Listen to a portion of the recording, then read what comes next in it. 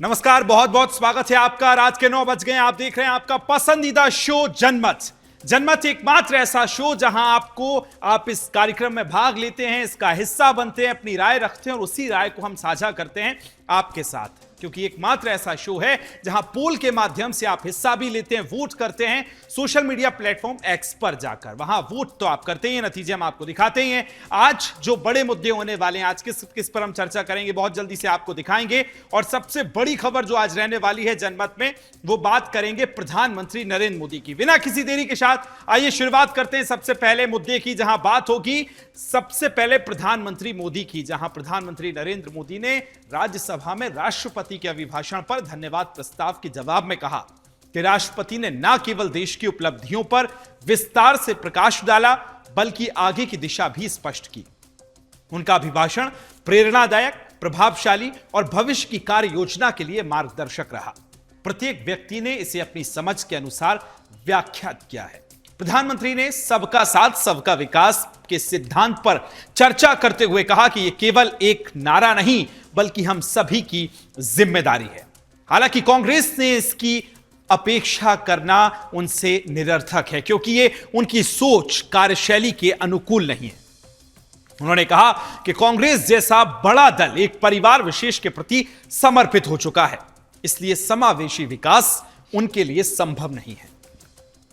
मोदी ने कांग्रेस की राजनीतिक मॉडल पर प्रहार करते हुए कहा कि उनके लिए फैमिली फर्स्ट सर्वोपरि है, जबकि उनकी सरकार नेशन फर्स्ट की नीति पर अडिग है। पीएम ने कहा, जनता ने हमारी विकास की नीतियों को परखते हुए तीसरी बार सेवा का हमें अवसर दिया, जो हमारे राष्ट्रहित केंद्रित मॉडल पर उनके विश्वास को दर्शाता है। यही भावना हमारी नीतियों और हमारी कार्यशैली का आधार भी है, जिसे हम निरंतर देश की सेवा में तत्पर है। इसके अलावा आज भी पीएम ने तमाम मुद्दों को गंभीरता से सबके सामने उठाया, चाहे बात सुप्रीम कोर्ट चाहे बात एससी एसटी की हम कर लें, सुप्रीम कोर्ट की करें, तमाम मुद्दों को उन्होंने उन पर बात की। विकास के लिए रोड मैप की अगर बात की जाए तो प्रधानमंत्री ने उस पर भी प्रकाश डाला। दिव्यांग, ट्रांसजेंडर्स और नारी शक्ति को भी अधिकार देने की बात प्रधानमंत्री ने आज की। कांग्रेस के परिवारवाद और इमरजेंसी या फिर देश को विकास की राह पर आगे ले जाने की बात कही। पीएम ने हर मुद्दे पर खुलकर अपनी बात रखी। आप भी सुनिए क्या कुछ कहा प्रधानमंत्री ने। सबसे पहले आपको उनके वो बयान सुनवाते हैं।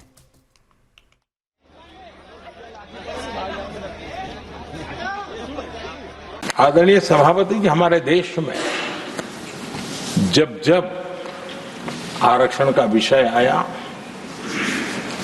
तो उसको एक तंदुरुस्त तरीके से समस्या के समाधान के लिए सत्य को स्वीकार करते हुए करने का प्रयास नहीं हुआ। हर चीज में देश में विभाजन कैसे हो, तनाव कैसे पैदा हो, एक दूसरे के खिलाफ दुश्मनी कैसे पैदा हो, वही तरीके अपनाए गए। देश आजाद होने के बाद जब ये प्रयास हुए हैं, इसी तरीके से हुए हैं।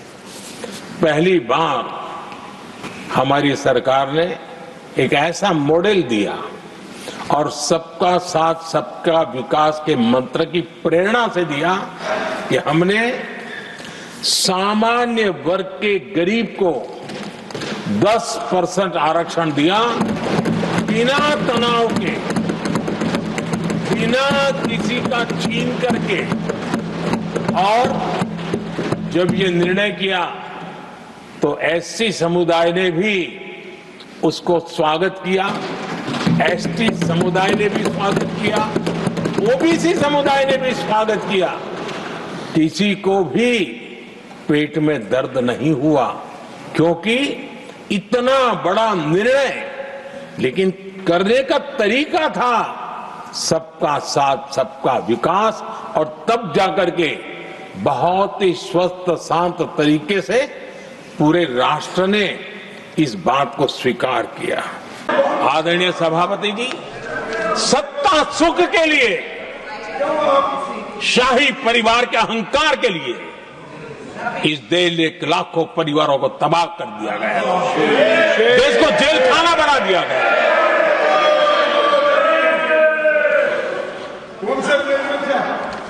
बहुत लंबा संघर्ष चला, ये अपने आप को बहुत बड़ा तीसमार खा मारने वालों को जनता जनार्दन की ताकत को स्वीकार करना पड़ा, घुटने टेकने पड़े और देश में जनता जनार्दन के सामर्थ्य से इमरजेंसी हटी। ये भारत के लोगों की रगों में जो लोकतंत्र है ना, उसी का परिणाम था। आदरणीय सभापति जी, इसके बाद देश ने इमरजेंसी का भी दौर देखा है। आदरणीय सभापति जी,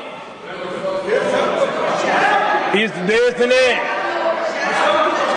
इमरजेंसी का भी दौर देखा है। संविधान की किस प्रकार से कुचला गया, संविधान के स्पिरिट को किस प्रकार से रौंदा गया, और वो भी सत्ता सुख के लिए किया गया, ये देश जानता है। और इमरजेंसी में प्रसिद्ध सिने कलाकार देवानंद जी से आग्रह किया गया कि वे इमरजेंसी का समर्थन करें पब्लिकली। देवानंद जी ने साफ साफ इमरजेंसी पर समर्थन करने से इनकार कर दिया। उन्होंने हिम्मत दिखाई और इसलिए दूरदर्शन पर देवानंद जी की सभी फिल्मों को प्रतिबंधित कर दिया गया। आदरणीय सभापति जी, जो आज के लिए सही है, खड़गे जी को मैं आज वही कवि नीरज जी की कुछ पंक्तियां सुनाना चाहता हूं।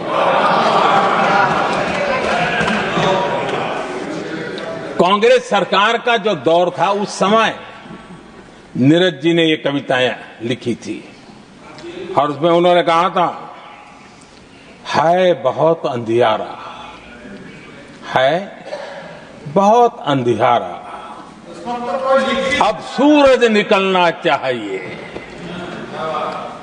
अब सूरज निकलना चाहिए, जिस तरह से भी हो ये मौसम बदलना चाहिए, जिस तरह से भी हो ये मौसम बदलना चाहिए। नीरज जी ने कांग्रेस के उस कालखंड में ये कविता कही। हमारे देश में दिव्यांगों की कभी सुनवाई जितनी मात्रा में होनी चाहिए थी, नहीं हुई। जब सबका साथ सबका विकास का मंत्र होता है ना, तब मेरे दिव्यांग जन भी वो सबके कैटेगरी में होते हैं, और तब जाकर के हमने दिव्यांगों के लिए आरक्षण का विस्तार किया, दिव्यांगों के लिए सुविधाएं उपलब्ध हो, इसके लिए मिशन मोड में काम किया, दिव्यांगों के कल्याण के लिए अनेक योजनाएं बनाई, लेकिन योजनाओं को लागू भी किया। ये इसके कारण इतना ही नहीं, आदरणीय सभापति जी, ट्रांसजेंडर कम्युनिटी के अधिकारों को लेकर के हमने उसको कानूनी रूप से उसको पुख्त करने के लिए प्रामाणिकता पूर्वक प्रयास किया।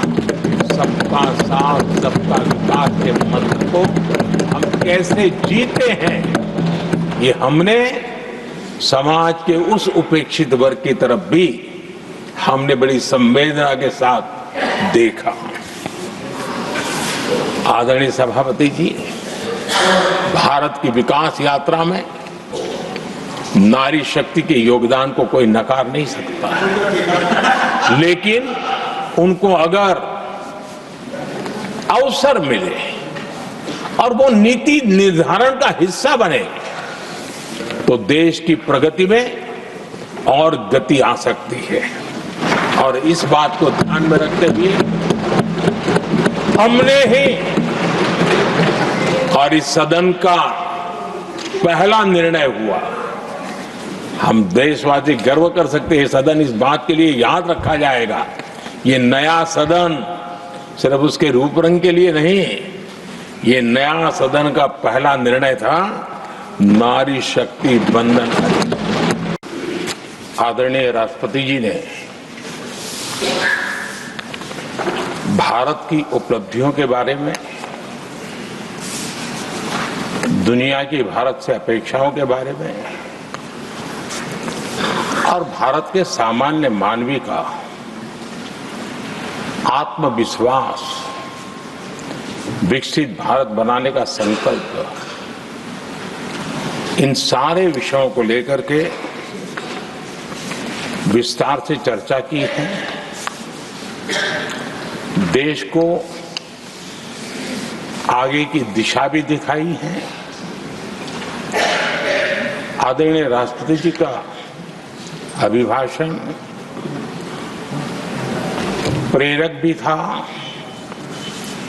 प्रभावी भी था और हम सब के लिए भविष्य के काम का मार्गदर्शन भी था। तो आपने देखा कि प्रधानमंत्री ने आज किस तरह से अपने संबोधन में कभी शायरी बोली तो कभी फिल्मों की बात देते हुए तीखे प्रहार विपक्ष पर किए। कांग्रेस पर कई तरह के प्रहार आज उन्होंने किए और कहा कि कांग्रेस की सबके विकास की जो नीति है वो एक्सपोज हो चुकी है, लेकिन हमारी सरकार अभी भी सबका साथ, सबका विकास और सबके विश्वास के ही मूल मंत्र पर चल रही है। बात होगी दिल्ली विधानसभा चुनावों की, जहां चुनाव के साथ साथ उत्तर प्रदेश के मिल्कीपुर विधानसभा उपचुनाव का अपडेट आपको देने जा रहे हैं। परिणाम दोनों जगह के अभी तक आए नहीं हैं। 8 फरवरी को मतों की गिनती होनी है, चुनाव के परिणाम आने हैं, लेकिन विपक्ष का रोना अभी से शुरू हो गया है। अरविंद केजरीवाल मतदान से ठीक पहले चुनाव आयोग से शिकायत के लिए पहुंच जाते हैं, तो मतदान के बाद अखिलेश यादव चुनाव आयोग के लिए कफन खरीदने की बात कहने लगते हैं। चुनाव में मिली हार के बाद जो विपक्ष पहले ईवीएम पर आरोप लगाता था, इस चुनाव के बाद चुनाव आयोग को मरा हुआ भी बताने लगा है। अखिलेश यादव का आज बयान सामने आया है। संवैधानिक संस्थाओं का अपमान विपक्ष के लिए कोई नई बात नहीं है। चुनाव हारने के बाद चुनाव आयोग और ईवीएम का रोना रोने वाले विपक्ष को चुनाव जीतने के बाद ना तो आयोग से कोई शिकायत होती है और ना ही ईवीएम से, लेकिन चुनाव हारते ही इनके लिए दोनों विलन बन जाते हैं। ईवीएम पर उठे हर सवाल और शंकाओं को चुनाव आयोग ने दूर करने की कोशिश की। 7 जनवरी को चुनाव की घोषणा हुई थी, उसके दौरान भी मुख्य चुनाव आयुक्त राजीव कुमार ने ईवीएम से जुड़ी हर शंकाओं को दूर करने का आरोप भी लगाया था और कहा था कि हम हर जवाब आपको देंगे, जो आपकी शंका है लेकिन आप वैलिड तरीके से रखिएगा, हम आपको जवाब देंगे। इसीलिए विपक्ष के पास जब ईवीएम के खिलाफ जब कुछ बोलने को नहीं बचता है तो वो आयोग को ही मरा हुआ बताने लगते हैं, आयोग के लिए कफन जमा करने की बात करने लगते हैं। अखिलेश यादव ने उत्तर प्रदेश के मिल्कीपुर विधानसभा उपचुनाव पर प्रतिक्रिया देते हुए चुनाव आयोग को मरा हुआ बताया और कफन खरीदने की बात कही। सपा प्रमुख ने शायद ये उनको लगने लगा है कि उपचुनाव में पार्टी को हार मिल सकती है, तो इसलिए वो हार का ठीकरा फोड़ने के लिए आयोग के नाम से अब उस पर ठीकरा फोड़ रहे हैं। अब इसी पर पहले आपको एक रिपोर्ट दिखाते हैं और उसके बाद भी फिर कुछ और अन्य खबरों की तरफ भी आपको लिए चलेंगे। पूछने की बारी है। ये बीजेपी का चुनाव लड़ने का तरीका है। चुनाव आयोग मर गया है। सफेद कपड़ा जो होता है वो हमें भेंट करना पड़ेगा। ये वही अखिलेश यादव हैं जो पहले अपनी ही हार के लिए ईवीएम को दोषी ठहराते थे और अब सीधा चुनाव आयोग को ही कटघरे में खड़ा कर रहे हैं। लेकिन सिर्फ अखिलेश ही नहीं, चुनाव आयोग पर हमला करने वालों में आप नेता अरविंद केजरीवाल भी पीछे नहीं है। दिल्ली विधानसभा चुनावों से ठीक एक दिन पहले केजरीवाल खुद चुनाव आयोग के दफ्तर जा पहुंचे थे। अभी हम चुनाव आयोग से मिलके आ रहे हैं और उन्होंने हमें बताया कि नॉर्मली चुनाव आयोग साइलेंट पीरियड में मिलता नहीं है। उन्होंने एक्सेप्शन करके आज हमसे मिले। हम चुनाव आयोग का शुक्रिया अदा करते हैं। दिल्ली में मतदान से पहले जब केजरीवाल चुनाव आयोग की गोलबंदी कर रहे थे तो उसी समय आयोग ने बिना नाम लिए आम आदमी पार्टी को आईना दिखा दिया था। तब आयोग ने कहा था कि कुछ राजनीतिक दल दिल्ली चुनावों पर जवाब दे दिए थे। There is no question of introducing virus or bug in the EVM.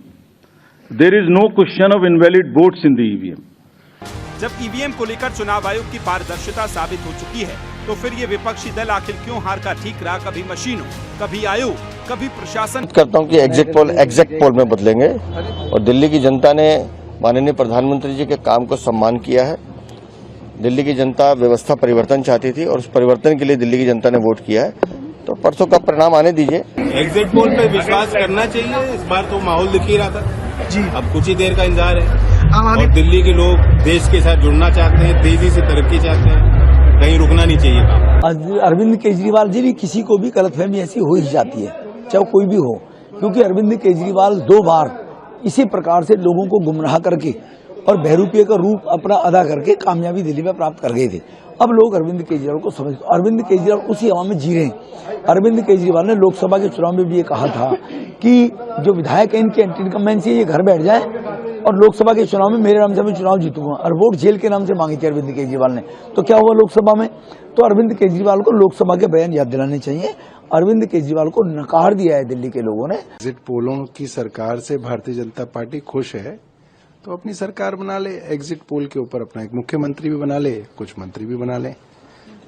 एक दिन और एग्जिट पोल की जो है उम्र है, परसों जो है असली पोलों के फैसले आ जाएंगे और फिर अरविंद केजरीवाल को ही मुख्यमंत्री बनना है, आम आदमी पार्टी की सरकार बननी है। इस बार दिल्ली की जनता ने प्रधानमंत्री नरेंद्र मोदी जी की सोच वाली डबल इंजन की सरकार को चुनने का फैसला किया। कारण है कि पिछले 5 साल में जिस तरीके से इससे बहाने सुनने को मिले और जो वादे किए थे केजरीवाल जी ने, उन्होंने खुद ही कहा था कि अगर यमुना साफ नहीं कर पाऊं तो मैं मुझे वोट मत दीजिएगा। तो जनता ने इस बात को माना ना। संजीवनी स्कीम, ये जो हमने घोषणाएं की थी, मुझे लगता है कि उसका एक व्यापक असर आपको चुनाव परिणाम में देखने को मिलेगा। तो आप देख लीजिएगा परिणाम 8 तारीख को, उसमें ज्यादा दिन थोड़ी रह गया। आज 6 तारीख हो गई, परसों आ जाएंगे नतीजे। तिरुपति मंदिर की, आंध्र प्रदेश के तिरुपति मंदिर का प्रबंधन करने वाले तिरुमाला तिरुपति देवस्थानम यानी TTD ने मंदिर के 18 गैर हिंदू कर्मचारियों के खिलाफ एक्शन ले लिया है। TTD के अध्यक्ष BR नायडू ने इन कर्मचारियों को हटाने का आदेश दिया है। ये सभी गैर हिंदू धार्मिक गतिविधियों में शामिल हैं। इस पर AIMIM के मुखिया और हैदराबाद से सांसद असदुद्दीन ओवैसी ने कहा कि ये इससे गलत संदेश जाएगा। ट्रस्ट ने 18 कर्मचारियों के सामने 2 शर्तें रखी हैं, या तो वो किसी दूसरे सरकारी विभाग में स्थानांतरण यानी ट्रांसफर करवा लें, या फिर स्वेच्छा खुद की इच्छा से सेवानिवृत्ति यानी कि जो अपनी सेवाएं हैं वो समाप्त कर दें। नायडू का कहना है कि ऐसा कदम मंदिर की पवित्रता को बनाए रखने के लिए उठाया जा रहा है। अब इन लोगों ने मंदिर एवं उससे संबंधित विभाग की बात करने पर रोक जो है, भाग लेने पर भी रोक रहेगी, यानी वो किसी कार्यक्रम में भाग नहीं ले पाएंगे। TTD द्वारा 1 फरवरी 2025 को जारी कार्यकारी आदेश के अनुसार इन 18 कर्मचारियों में से 6 TTD द्वारा संचालित विभिन्न शैक्षणिक संस्थाओं में एक शिक्षक हैं, इसके अलावा एक उप कार्यकारी अधिकारी हैं और एक सहायक कार्यकारी अधिकारी, एक सहायक तकनीकी अधिकारी, एक छात्रावास कार्यकर्ता, 2 इलेक्ट्रीशियन इसमें शामिल हैं और 2 नर्स भी इसमें शामिल हैं। अब जिन लोगों को हटाया गया है उनके नाम तिरुपति ने SV आयुर्वेदिक कॉलेज में professor doctor KV Vijayan Bhaskar Reddy, principal doctor Renu Dixit, Tirupati के SPW डिग्री एवं PG कॉलेज के लेक्चरर के सुजाता और प्रिंसिपल G अनसुंथा, साथ ही SGS आर्ट्स कॉलेज में lecture K Pratap, SP arts college में लेक्चर के मोनोकॉन्शा दयान और अनुबंध कर्मचारी भी इसमें शामिल है। इसके अलावा TTD के कल्याण विभाग के डेप्यूटी एग्जीक्यूटिव अधिकारी A आनंद राजू और TTD के ही नीलामी विभाग के सहायक कार्यकारी अधिकारी A राजशेखर बाबू को तबादला देने के लिए कहा गया है। स्थानांतरित किए गए अन्य लोगों को भी श्री वेंकटेश्वर कर्मचारी प्रशिक्षण अकादमी यानी ABETA के निदेशक के कार्यालय को बीबी कोमल देवी शामिल इसमें की गई।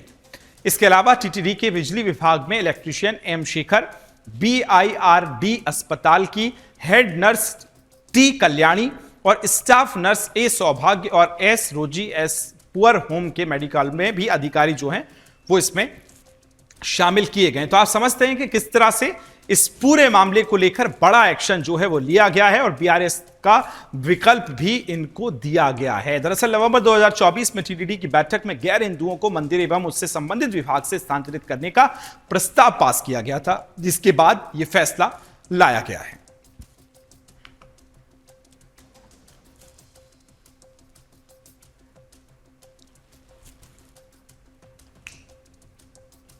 बात होगी अब भारत के पड़ोसी मुल्क बांग्लादेश में हालात क्या हैं, सुधरने का नाम नहीं ले रहे हैं।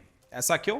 तो बुधवार को प्रदर्शनकारियों ने एक बड़े समूह ने बांग्लादेश के संस्थापक शेख मुजीबुर रहमान के ढाका स्थित एक आवास में तोड़फोड़ की और आग लगा दी। इस दौरान उनकी बेटी और आपातस्थ प्रधानमंत्री शेख हसीना ऑनलाइन संबोधन दे रही थी। प्रत्यक्षदर्शियों ने बताया कि राजधानी के धानमंडी इलाके में स्थित उनके घर के सामने हजारों लोग जमा हो गए।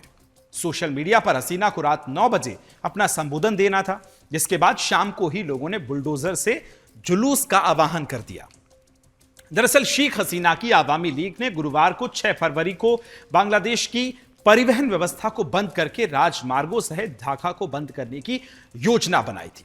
हालांकि नियोजित विरोध प्रदर्शन से पहले पार्टी के कई समर्थक ऐसे हैं और कई कार्यकर्ताओं को गिरफ्तार कर लिया गया। उधर मुजीबुर रहमान के आवास पर हमले के बाद शेख हसीना की पार्टी आवामी लीग ने बयान जारी कर देश के अंतरिम यूनिस सरकार पर निशाना साधा और राज्य की मशीनरी है उसका दुरुपयोग करने का आरोप लगाया। अब आवामी लीग के बयान में कहा गया कि जब से अवैध, असंवैधानिक और फांसीवादी यूनुस सरकार ने राज्य की सत्ता पर कब्जा किया है, तब से उसने अपने लाभ के लिए राज्य मशीनरी पर कब्जा कर लिया। ये राष्ट्रीय और राज्य संसाधनों की अपनी निजी संपत्ति समझते हैं। सत्ता में के मद में चूरी अलोकतांत्रिक सरकार जनता के प्रति पूरी तरह से उदासीन है, यह भी उनकी तरफ से कहा गया। घरेलू और विदेशी षड्यंत्रों के माध्यम से एक अनिर्वाचित तथा गैर जिम्मेदार सरकार ने लोकतंत्र को रूप से चुनी गई सरकार को उखाड़ फेंकते हुए खुद को लोगों पर भारी बोझ की तरह थोप दिया है। शेख हसीना की पार्टी ने कहा कि आवामी लीग के प्रति लोगों के बढ़ते समर्थन से डरी फांसीवादी सरकार अपने डर और नाकामी को छिपाने के लिए आतंक का सहारा ले रही है।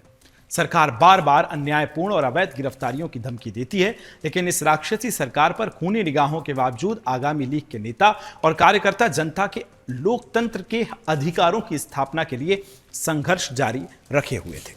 वे बुरी ताकतों के विनाश का मंत्र जानते थे, इसलिए आजादी पसंद लोगों को डरा धमकाकर हराने की कोई गुंजाइश नहीं है। इसकी बजाय वो हर दिन अपनी एकता और ताकत को मजबूर कर रहे हैं, जिससे यह संघर्ष और तेज होता जा रहा है।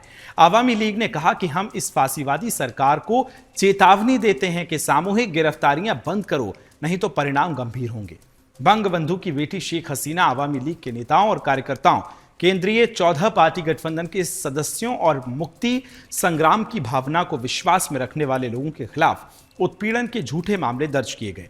राष्ट्रीय नेताओं और समाज के विभिन्न वर्गों के लोगों को बिना किसी मुकदमे के जेल में बंद कर दिया गया।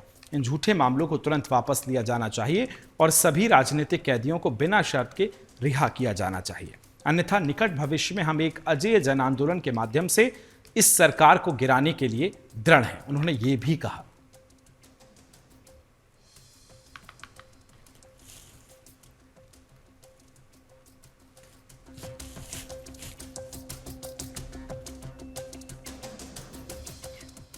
अब बात होगी अमेरिका की।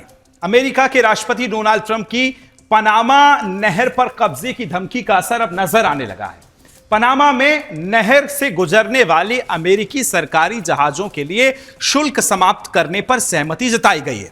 अमेरिकी विदेश मंत्री मार्को रूबियो ने पनामा का दौरा करने के बाद यह बयान उनने सामने आया। अमेरिकी विदेश विभाग ने कहा कि अब बिना किसी शुल्क के पनामा नहर से गुजर सकते हैं। इससे अमेरिकी सरकार को हर साल लाखों डॉलर की बचत होती है। साथ ही आपको बताएं कि गौरतलब है कि अमेरिका के समुद्री व्यापार का एक बड़ा हिस्सा पनामा नहर के जरिए गुजर के होता है। डोनाल्ड ट्रंप राष्ट्रपति चुनाव जीतने के बाद से ही पनामा नहर पर कब्जे की बात कह रहे हैं। ट्रंप ने आरोप लगाया कि चीन पर्दे के पीछे पनामा नहर का संचालन कर रहा है। ट्रंप ने शपथ ग्रहण के समारोह के बाद अपने संबोधन में यह बात दोहराई थी। उन्होंने कहा था कि पनामा नहर हमने पनामा को उपहार में दी थी, लेकिन अब इसका संचालन चीन कर रहा है। हमें इसे चीन को नहीं दिया था और अब हम इसे वापस देंगे। अमेरिकी विदेश मंत्री मार्को रूबियो ने बीते रविवार को पनामा का दौरा किया। उन्होंने पनामा के राष्ट्रपति जेलेंस राउल ओल मोलिनो ने कहा था कि पनामा को पनामा नहर क्षेत्र पर चीन के बढ़ते प्रभाव को कम करना चाहिए। ये जो तस्वीरों में आप देख रहे हैं, ये जो लहर की बात हो रही है, ये वही नहर है। उन्होंने चेतावनी दी थी कि अगर ऐसा नहीं हुआ तो ट्रंप प्रशासन आवश्यक कदम उठाने को तैयार होगा। नहर की मौजूदा स्थिति को स्वीकार नहीं किया जाएगा। इसमें तत्काल परिवर्तन नहीं किया गया तो अमेरिका को समझौते के तहत अपने अधिकारों की रक्षा के लिए आवश्यक कदम उठाने होंगे। अमेरिकी विदेश मंत्री मार्को रूबियो ने प्रशासक रिकॉर्ड वॉस्केज के साथ नहर का दौरा भी किया। अब आपको बताते हैं कि पनामा नहर की क्यों इतनी अहम और अमेरिका के लिए यह खास है। दरअसल पनामा नहर वैश्विक भू राजनीति में अहम मानी जाती है। यह 82 किलोमीटर लंबी नहर अटलांटिक महासागर और प्रशांत महासागर को जोड़ती है। पूरी दुनिया का 6% समुद्री व्यापार पनामा नहर से ही होता है। अमेरिका की अर्थव्यवस्था के लिए भी पनामा नहर बेहद अहम है, क्योंकि अभी न्यूयॉर्क से सैन फ्रांसिस्को जाने वाले मालवाहक जहाजों को पनामा नहर के जरिए 8,370 किलोमीटर की यात्रा करनी पड़ती है। लेकिन अगर पनामा नहर की बजाय पुराने मार्ग से माल भेजा जाए तो जहाजों को पूरे दक्षिण अमेरिकी देशों का चक्कर लगाने के बाद सैन फ्रांसिस्को जाना होगा, और यह दूरी तकरीबन 22,000 किलोमीटर की होगी। अमेरिका का 14% व्यापार पनामा नहर के जरिए ही संचालित होता है। कह सकते हैं कि अमेरिकी अर्थव्यवस्था के लिए यह पनामा नहर लाइफलाइन का काम करेगी।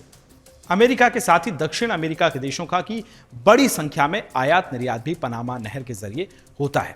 एशिया से अगर कैरेबियाई देश माल भेजना चाहे तो जहाज से पनामा नहर से रोककर ही होकर वहां से गुजरना उनको पड़ता है। खुद पनामा की अर्थव्यवस्था इस नहर पर निर्भर करती है। तो इससे अंदाजा आप लगा सकते हैं कि यह नहर कितनी ज्यादा महत्वपूर्ण है, और इसके लिए अमेरिका और खुद अमेरिका के राष्ट्रपति डोनाल्ड ट्रंप इसको लेकर क्यों चिंता जता रहे थे, और शपथ के बाद जब पहला उन्होंने अपना संबोधन दिया तो इस नहर की बात कही थी।